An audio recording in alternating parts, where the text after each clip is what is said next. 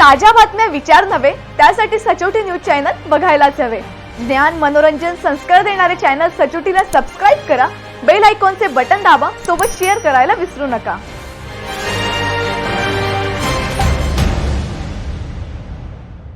नाशिक येथील ज्ञान प्रसारक मंडळाच्या 9 शाळेत अनागोंदी कारभार सुरू असून शिक्षण खात्यातील भाडखाऊ अधिकारी तोडपाणी करून बोगस भरतीला हिरवा कंदील दाखवितात।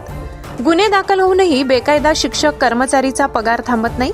धर्मदाय आयुक्तांनी ही संस्था बेकायदा ठरवली आहे, तरीही नंगानाच सुरू आहे। बोगस भरती झालेल्या कर्मचाऱ्यांची नावे पहा: Ramdas Bhujbal, Dnyaneshwar Jadhav, Sachin Deore, S K Borade, S S Aher, S R Gaikwad, Shivaji Jadhav, Sandeep Jadhav, Sudam Binner, R K Gawdi, Pramod Kale, Amol Govind, Rupali Mali, Sonali Ghusade, Rupali Deore, Anil Shinde, Amol Kolhe, Shriram Dagde सह बरेच शिक्षक कर्मचारी बोगस भरले आहेत। शालेय पोषण आहारात घोटाळा केल्याने गुन्हाही दाखल करण्यात आलाय।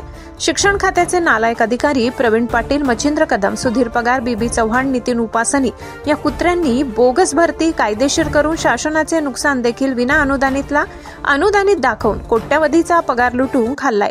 स्वयंस्पष्ट पुरावे असतानाही ज्ञान प्रसारक मंडळात भ्रष्टाचार सुरू आहे याची दखल घेत भ्रष्टाचार निर्मूलन परिषदेने SIT सह गुन्हा अन्वेषण विभागाकडे तक्रारी दाखल केल्या आहेत। या तक्रारीची शासनाने गंभीर दखल घेतली आहे, त्यामुळे येत्या काही दिवसात मोठी कारवाई होणार आहे।